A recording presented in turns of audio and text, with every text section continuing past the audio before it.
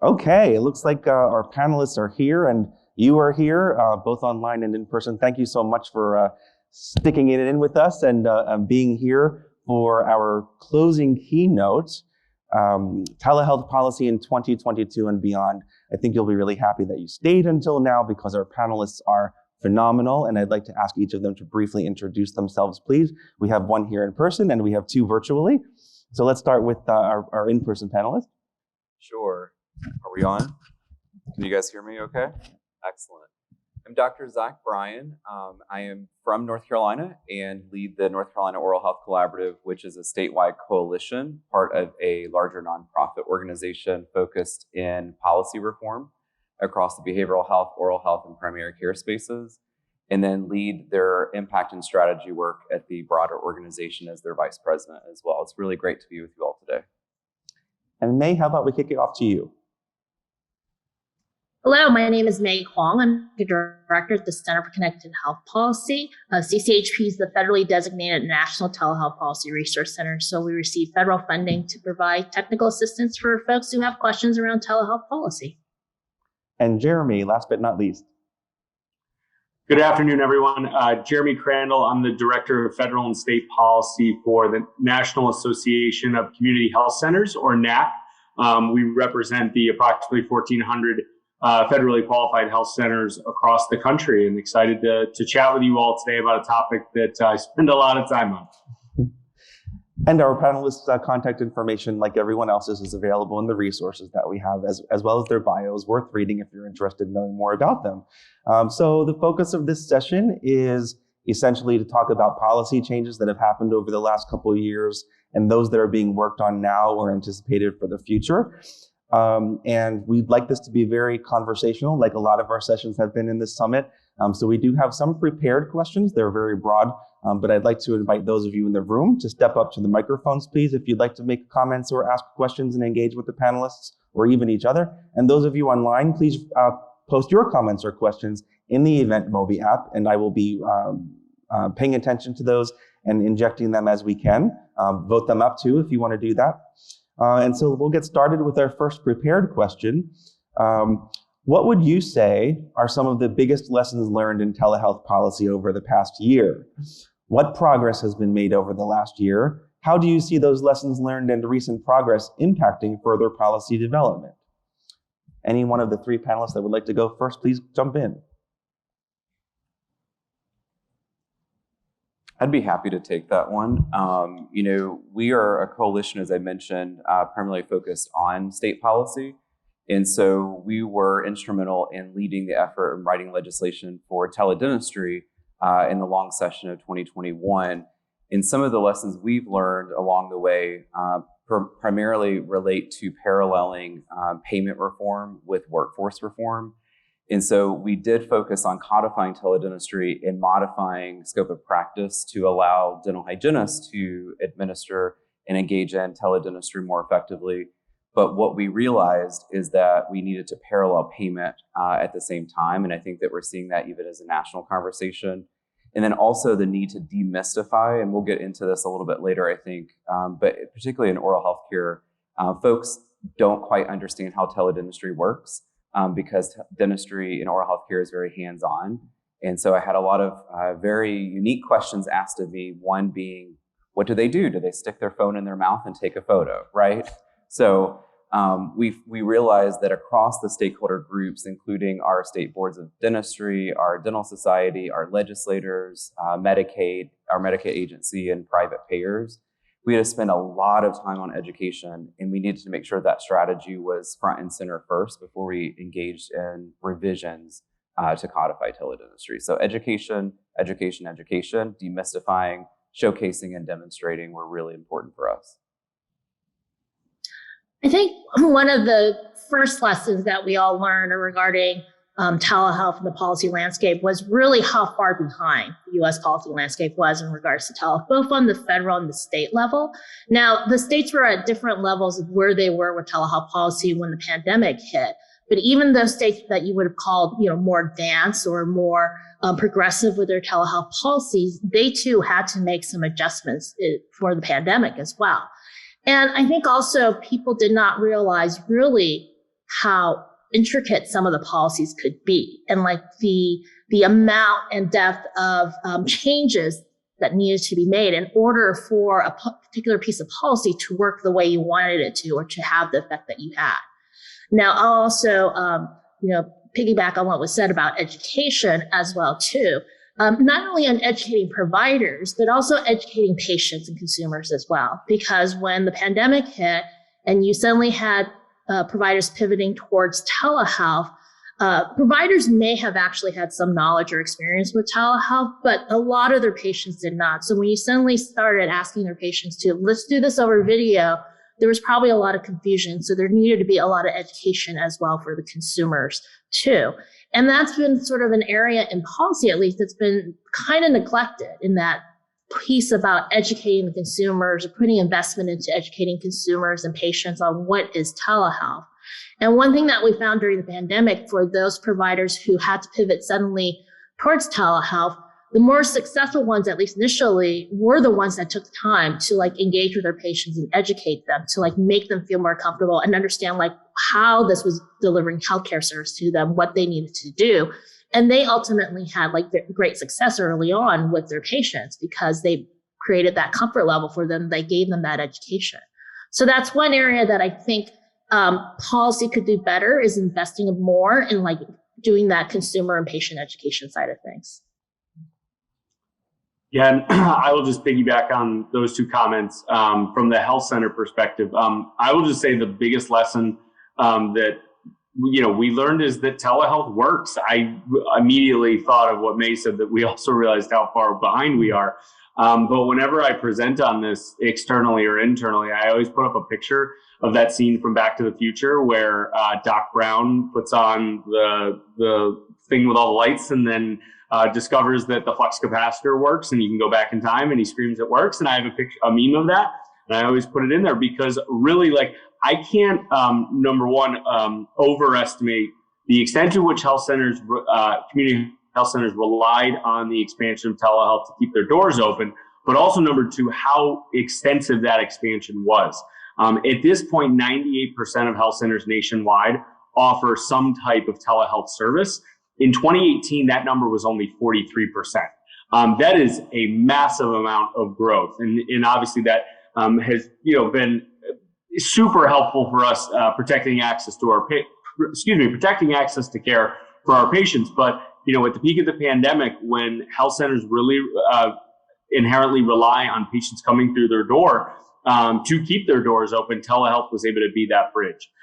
So for us, we absolutely feel like there's no going back to the way the world was in many ways before March of 2020. But I also need to emphasize how evident the improved accessibility related to audio only or telephone only services has been. We also did a survey related specifically to audio only and its utilization in health centers. 92% of our health centers reported that audio only improve access to care for their patients. 7 in 10 reported that audio only helped improve access to behavioral health and substance use disorder needs. And so just really, that it works, and, there can't be any going back to the way it was before. But the one last piece I want to share, because I expect we're going to get into this, is that Congress, CMS, and state governments deserve an immense amount of credit for spurring the flexible telehealth policies in both Medicare and Medicaid when the pandemic began. Now, we have a lot of challenges related to that in terms of what that landscape is going to look like after the public health emergency ultimately expires. I think we're going to cover that. But it's quite impressive, in my personal opinion, having worked at the state government level, how quickly so many stakeholders were able to respond and modify the way that we deliver care in the health center space. Jeremy, I wonder if you have some sort of crystal ball, because we have a question very related to what you suspect might come up, and it's been upvoted 5 times. So how do you recommend assessing and communicating policy risk to our leadership as the public health emergency is near ending, but there are 80 plus active pieces of legislation that may change the outcome? That is a great audience question. I will try to do my best to answer it, but May and Zach, please weigh in. I'm not even sure where to start with that, because that's a broad question. I mean, just a level set for folks. I can't visually see any of you, so I'm not able to go up audience cues, but and May and Zach add anything to this, but I think it is important to know, let's just level set in terms of what the environment looks like right now. In that, and specific for health centers, there are a number of flexibilities related to geographic restrictions and audio-only provisions that ultimately will expire. They will go away absent action by Congress when the PHE ultimately is terminated or expires. But in the Consolidated Appropriations Act that passed May, what was it, probably about a month or so ago, somewhere in there, it included this extension of 151 days of all the various Medicare flexibility. I'm not sure if I should say all May, but many of the Medicare that's right, not all. A number of the key Medicare flexibilities were extended up to 151 days after the public health emergency ultimately expires. So once PHE expiration comes in, then that clock starts. I would just say for our part, and this is not a comprehensive answer to the question, I want to think more about it. We are really pressing our health centers right now to have a very clear sense of what they want the telehealth policy landscape to look like when we emerge from the PHE. I think at the core level for health centers, those geographic site restrictions, those are a huge, huge barrier to us being able to provide telehealth, audio only, and ultimately being paid at the PPS rate. And that's getting deep into health center wonk if folks want me to cover it. But I think just at a core level, my ultimate take on that question is it is incumbent upon us at the health center side to continue to prove to policymakers that telehealth is critical to the overall framework of how we protect access to care. So we are constantly trying to gather more data, pressing health centers, pressing our state associations to gather as much information as they can to prove why telehealth is an effective means to deliver care to patients. I'll pause there. So Jeremy covered the federal level, so I'll cover the state because I'm not sure if the question was asking what should be done on the federal or the state level. So on the state level, states are at various stages as to where they are with keeping their temporary policies. Some of them have already decided. So it's essentially a done deal in some jurisdictions where they've said, our state emergency has expired. These waivers were tied to that. This is our policy now. So they've either already let it lapse or they've already made a permanent decision, or they are still doing it, or they have temporarily delayed it, something similar to what the federal government said, in that they said that we will make a decision in a year or two from now as we gather data. So really it's going to depend on what state you're in and where they are with their decision making. It may already be something that they've already decided, or you may still have a window of opportunity. I would also say on the state level that there are two places that they are making decisions. There is going to be legislation. Maybe there's legislation that's introduced, or the Medicaid program. If you are interested in Medicaid policies, maybe making that decision internally. They're doing it administratively as well.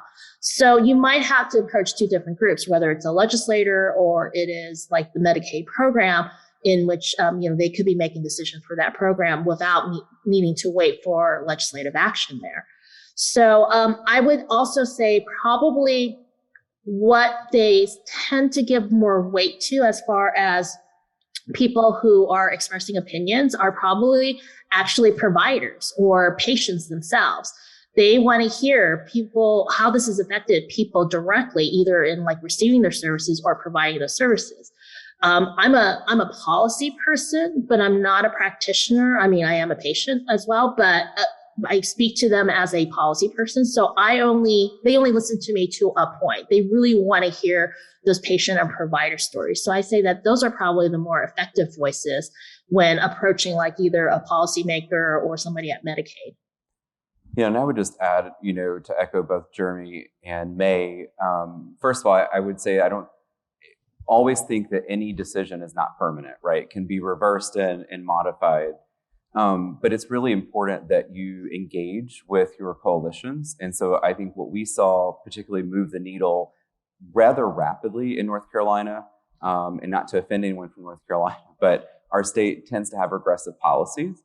We were able to make really significant changes rather quickly by leveraging storytelling from consumers that May mentioned, but also engaging our provider networks through their trade associations. So whether that's state or federal, you can mobilize community and you can present a case, and don't think that you can't get access to these folks, because you can, but work with your primary care coalitions or associations. Other Oral Health Collaborative, we have 39 across the country that you can engage. NAC, you can engage with May, in the work that they're doing. So it's important that to lean on others. Don't think you have to do it alone, but to present it with storytelling and in addition to the quantitative data. Hey, Robert, can I add one other item? Of course you can. This question has been upvoted 10 times. I have not seen that before, so speak on this as much as you would like. No, I mean, we can. I have more thoughts, but I'll try to keep it brief. I just want to add another item. So I think I said this in one of my 2 answers thus far, but I used to work in the Maryland state legislature. I worked there for about 8 years, and then subsequently I've had other jobs in the national state-based health policy space. And I've just a couple of thoughts, and I'm so glad May talked about state-based policy making here, because what I have learned through the 16 years that I've been doing this is how significant the lack of recognition there is about the role that states play in setting policy, and the sizable role that interest groups play in impacting that. Now, I know if you are at this conference, you probably would say, well, duh, okay, of course. I actually would say that understanding does not apply across the board. Whether it's engaging at the federal level, there's often, not always an in-depth understanding of how much sway state governments have.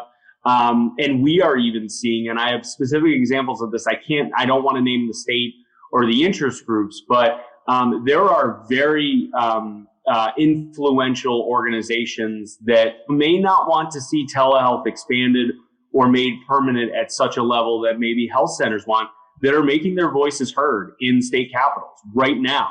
One of the things that many state talked about it, that whether state legislatures or governors, pretty much all 50 states and Puerto Rico and DC made many of the Medicaid flexibilities permanent for the duration of the public health emergency. But now we are moving into a phase where those states ultimately have to pass legislation or take regulatory action, like May talked about, to do it after the PHE. And we are seeing a lot more engagement, frankly. Well, I shouldn't say I'm surprised, but we are seeing some groups that have a lot of sway and a lot of influence, trying to see that those flexibilities are not as expansive as we might want. And that's worrisome, and obviously, they have a position on these as well. But we're really starting to get into the nuance of whether, there's an in-person visit requirement, what payment levels are ultimately going to be, and all those sorts of policy conversations. We are pressing our members to really get a clear sense of, okay, like, what is the red line, so to speak, about what is most important, what's number one, what's number two, what's number three, so that we can best advise them from a national level, both at the federal level and supporting other states as well. I'll stop there, Robert. Do feel free, again, to step up to the microphone if you'd like to engage with our panelists on this or any of the questions. And folks are already engaging in the Event Mobi app, so please continue to do that. Further commentary on this question? No, I don't think so. I think we're going to get to some of the other nuance later. Okay. So where do you see opportunities for better alignment of federal and state telehealth policy? And what do you think is needed, or what can people and organizations do to help create that alignment? Oh, I'll go first on this one. I'm going to leave a lot of the federal stuff to talk to Jeremy, but Jeremy, I'm going to sort of step on you a little bit here, because one of the things with the telehealth policies is that Medicaid and CMS have sort of this relationship that they have in like how they set policies, because there are certain things that, Medicaid needs the feds to approve in order for them to happen. And that communications before the pandemic around the telehealth policy has sometimes been very confused, that there may be incidences where, one state will get an answer from CMS and then another state will ask the same question and get a completely different answer from CMS. So there's been like not consistency in answers before the pandemic on what to do around telehealth policy. Now, there's probably like most reasons for that. Maybe just because maybe they didn't have enough people at CMS who were familiar with telehealth policy, or perhaps the question was phrased slightly differently. But that had led to basically, I think, some confusion among the states on what they're allowed to do around telehealth. It has gotten better, I think, with the pandemic, simply because telehealth has risen to prominence. But I think that could still be there's continuous improvement that needs to be made there. And another thing that has really kind of been a benefit on these with the pandemic and around policy is that you also have more states talking to each other in what has been your experience with CMS? How are you doing this policy? So you're starting to have at least some consistency in their approaches on pieces of telehealth policy. So that would be one thing that has been an issue before the pandemic, but we're starting to see improvements on it as the pandemic has gone along, and hopefully that improvement arc will continue. And Jeremy, I know, has been in some of these conversations with me about that communication from CMS to the Medicaid programs. I completely. So what May was partially alluding, or I think you might be alluding to, or it's an item that I should definitely bring up as we're having this policy conversation, is there was for about a year or so considerable confusion about the level of flexibility that states had to Medicaid telehealth flexibilities permanent.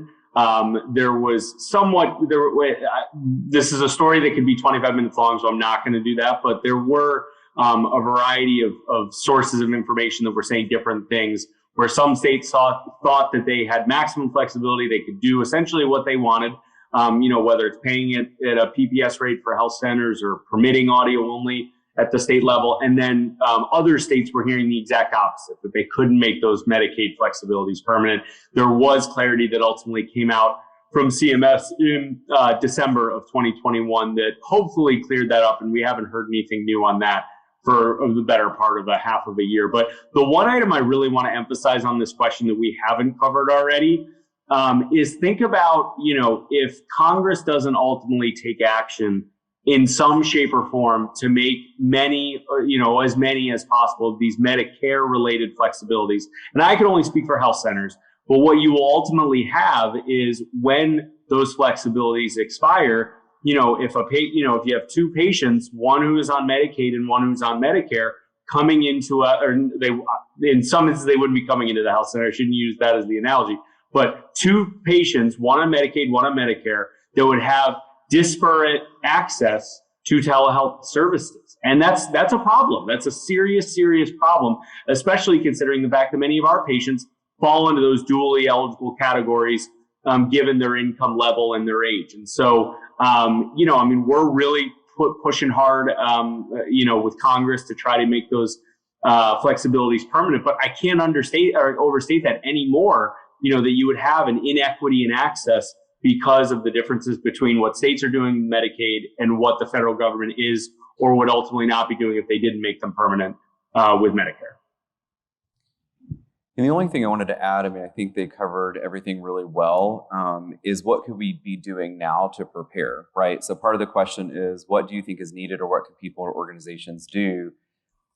Sharing. So to May alluded to this, sharing what states are doing, what the impact has been, and engaging in research. So one of the things that I have not seen are clear studies on cost-benefit analyses for telehealth that are scalable. And so we've seen them out of certain types of facilities, local health departments being one of them. But how do we scale that and provide that information both at the federal and state level? And then not forgetting also that there are opportunities at the state level to look at innovative projects through waivers with Medicaid. So you can pursue, and you should be engaging your Medicaid agency to be talking about that, but making sure that you have both the storytelling, the qualitative, the quantitative data, the cost-benefit analysis ready to go. And I know that particularly with Virginia, North Carolina, and some of our states in our region are looking at sharing best practices. And I really wish that more people shared openly what they're seeing, what the struggles are, the barriers, how they overcame them, what the solutions were, and what the outcomes in particular were. So more sharing of information, but also to kind of coalesce this, shared narrative that I hope that we can come up with for telehealth. And Zachary, as you're suggesting more sharing, do you have a vision about with whom that information you're promoting be shared? Yeah, I mean, definitely sharing it throughout the state with your agencies of interest, such as Medicaid, the private payers, also sharing with your trade associations to get out to their membership. But at the federal level, you could be sharing with CMS.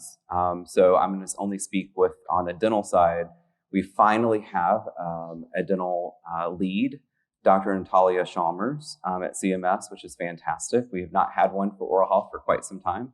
But sharing that information with her in that space and then equivalent across the other health disciplines. We have another question that surfaced and has been upvoted a few times. To what extent have the recent fraud and abuse enforcement actions chilled congressional enthusiasm for telehealth? Oh my gosh, I love the question. Go ahead, Jeremy.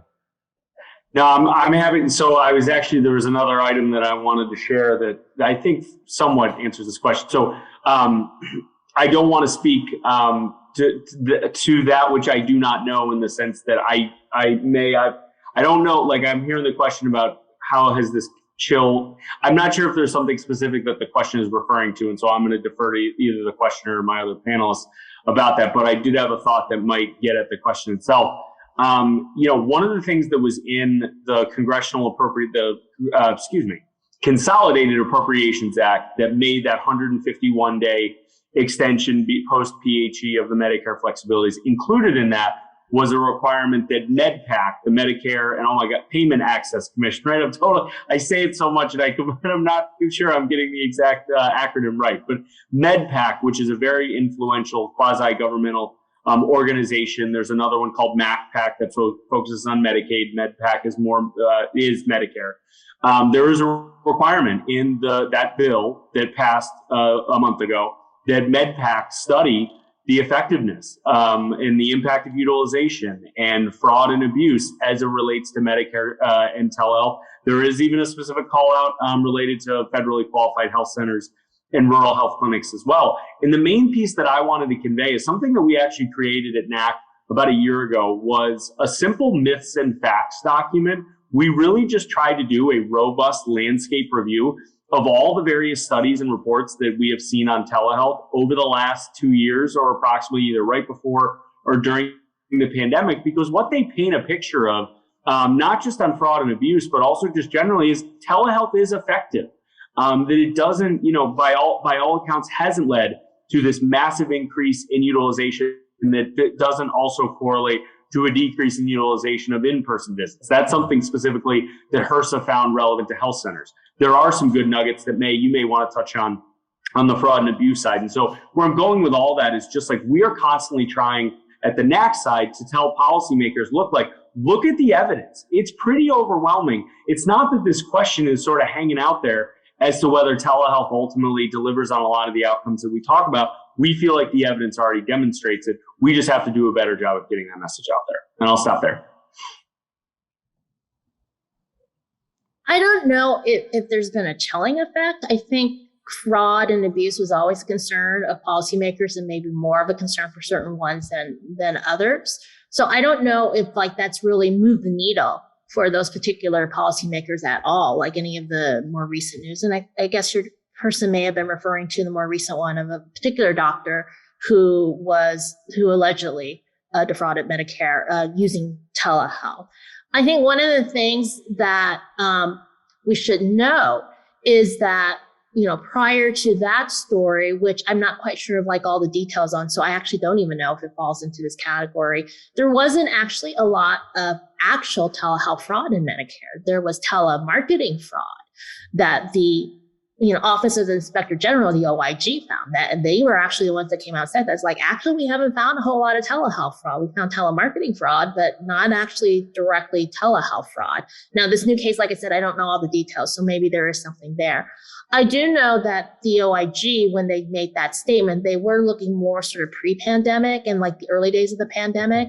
So they haven't really said anything since, about the last 18 months. They do have a report, I believe, due out this year regarding that. So there may be some more insights on there, but I'm not sure as far as any recent news stories of that, like really changing any policymaker's opinion. I think it's just either, kind of kept them like they said, okay, you validated my point, or, if they were, I don't want to say less concerned, but they didn't think fraud was as widespread. They probably said, like, it's been one incident of a person who has been arrested for this.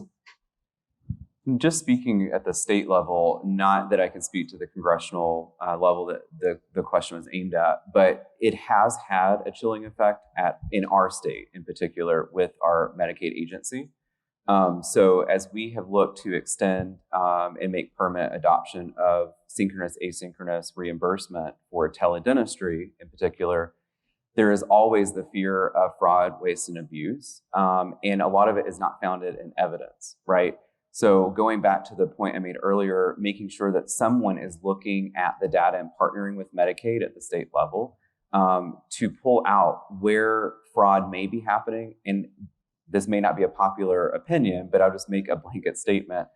There will always be bad actors in the market, no matter what. You can tighten the policy as much as you want, but there will always be actors that find ways to abuse the system.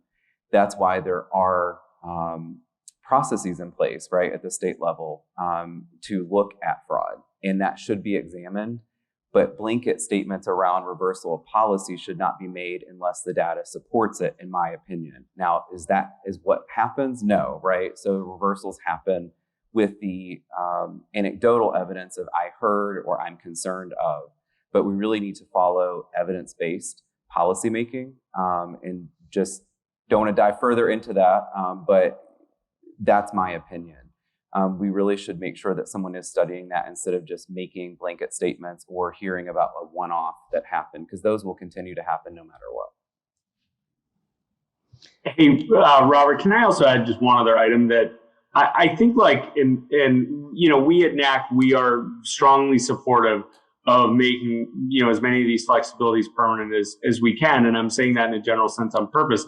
I do think it's important to say that I don't think that the perspective of policymakers that are concerned about whether fraud and abuse or just generally how telehealth evolves, I don't think they're I don't think they're coming from a nefarious place. And I'm not saying either of my other panelists thinks that either. What I think we sometimes miss, though, is like we have, just myself personally and NAC have learned over these last 2 years that, we even hear from individual health centers at times that say, look, like there's a core of our patients that, don't like being steered towards telehealth visits, or otherwise just, certainly weigh in about what the patient experience is through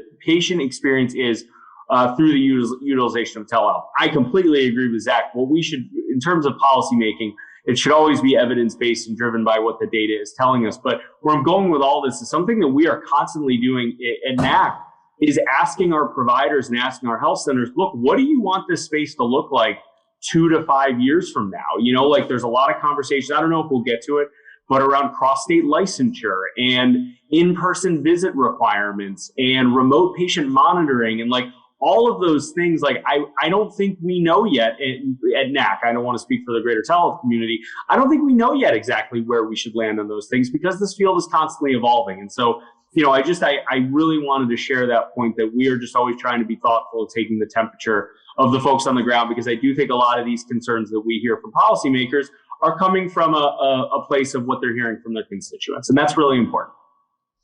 And let's talk a little bit about some of the things that you are anticipating. So what policy changes do you anticipate will occur over the next few years, say 5 years? And what can providers be doing now in order to be best positioned for them?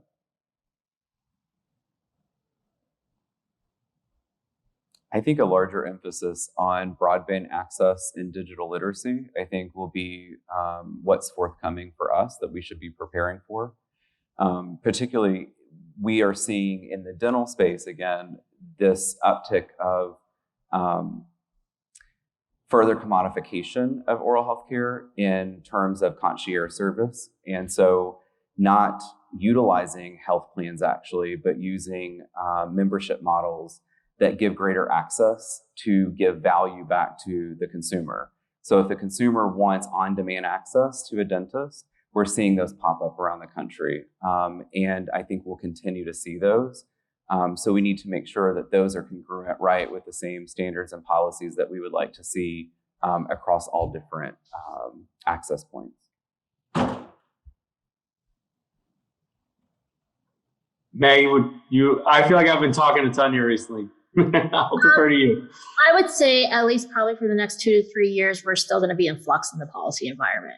It's not going to settle down once the pandemic is over. I think there's still going to be, changes that are made here, and what they'll be will be, if I would pick the areas where I think that there will be more permanent, greater expansion. And this is just speaking in general. So it could happen on the federal or state level here, but in general, I think there's like more openness on where telehealth can take place, particularly in the home. That was an issue before the pandemic. So there's going to be more openness out there. There's going to be more openness about what type of providers can utilize telehealth and provide services and get reimbursed for that. So I think that we'll see like sort of more expansion in that area as well.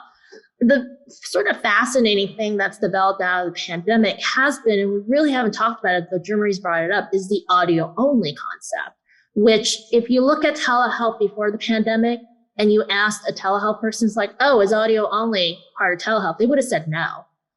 Because in a lot of places on the policy, either in statute or within like a Medicaid or Medicaid policy, there was an explicit exclusion of audio only.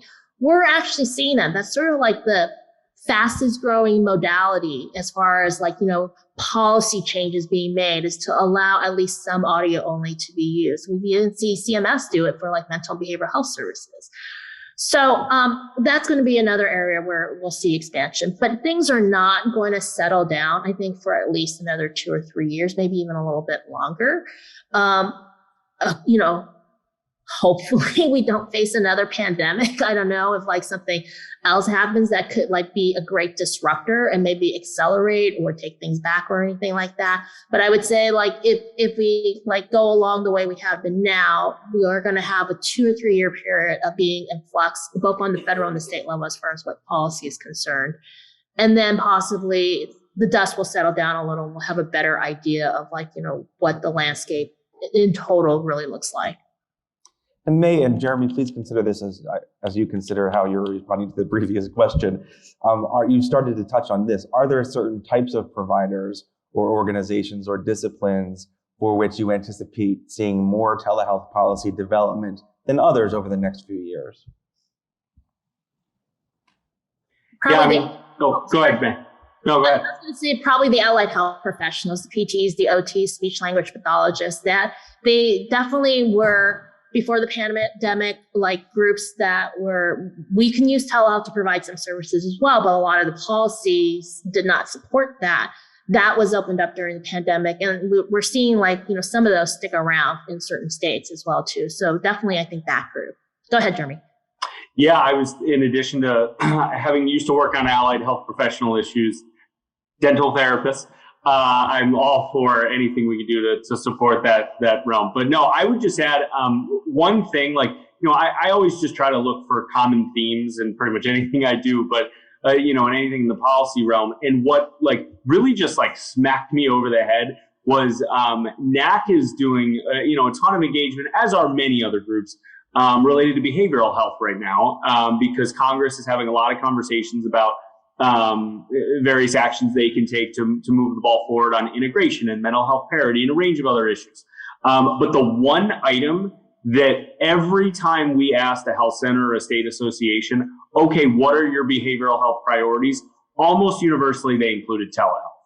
And like, in terms of if we don't, if we don't either protect the flexibilities that we have now, make them permanent, and expand into the future, that is going to be a barrier for protecting access to behavioral health services and obviously the providers that provide those services. And so I guess just like, again, folks might be like, well, duh, that's obvious, but we're trying to say that in every place we can, because, when Congress right now is talking about wanting to take action on behavioral health, okay, that's awesome, but that's why it's so important that telehealth be a part of that, because you can do 90 other things.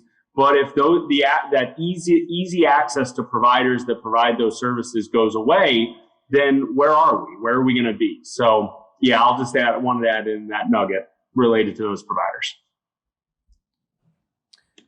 And the only thing I would add, is less about the discipline as it is about how it's being utilized. So I could see hospitals utilizing telehealth to monitor after discharge at home more closely, as well as in the addiction space.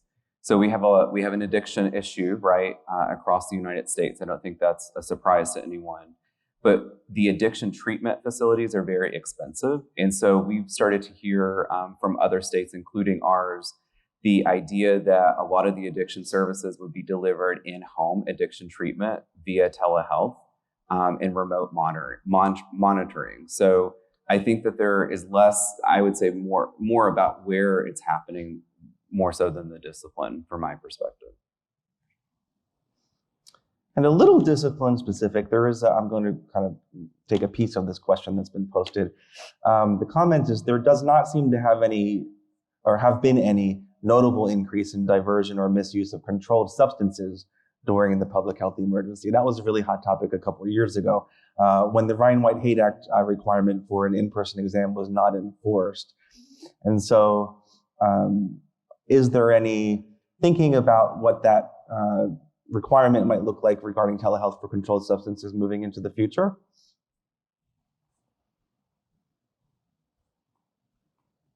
So for those who are not familiar, the shorthand on like federal law is what controls prescribing controlled substances when you're talking about telehealth. And the telehealth section was put in there by the Ryan-Haight Act, hence the shorthand for Ryan-Haight Act when you're talking about the telehealth section in there. And there are very narrow exceptions where you can use telehealth to prescribe controlled substances. And one of those exceptions was the declaration of public health emergency, which is why we have like looser or more ability to like have live video be used to prescribe a controlled substance during the pandemic. Jeremy had referred to the exceptions that were in the Consolidated Appropriations Act that were extended for 151 days. This was not one of those exceptions. So if the public health emergency is declared over tomorrow, those prescribing allowance to use telehealth more expansively to prescribe a controlled substance goes away. So that's because there was actually no waiver done by the federal government. It was something that was already in federal law. So what's going to happen then is that we are just going to revert back to what we had pre-pandemic, which is we just have very narrow exceptions to do controlled substances unless Congress acts to expand that in some way. And I have not seen any language of them expanding that in any way. The one exception is one of the other exceptions in the Ryan-Haight Act for prescribing controlled substances was the creation of a DEA registry, which the concept behind it is if a provider gets on that registry, you're fine, you've been vetted and everything, you can go ahead and prescribe, you don't have to fit into one of the other narrow exceptions. That DEA registry has not been created. So that is, unless like some sort of statutory changes made through a bill in Congress, that is the only other route that I see of changing the prescribing a controlled substance question there once the public health emergency is over. Thank you so much. And that brings us to the end of our time somehow. I don't know how this happened, but let's give our panelists a round of applause, and please virtually applaud. And like with everything else, please let's keep this conversation going. We have each other's contact information. Please remember to complete your evaluation feedback in the Event Mobi app. And have a great remainder of the afternoon, everyone. Now here's Kathy Werberly to tell us what's happening next.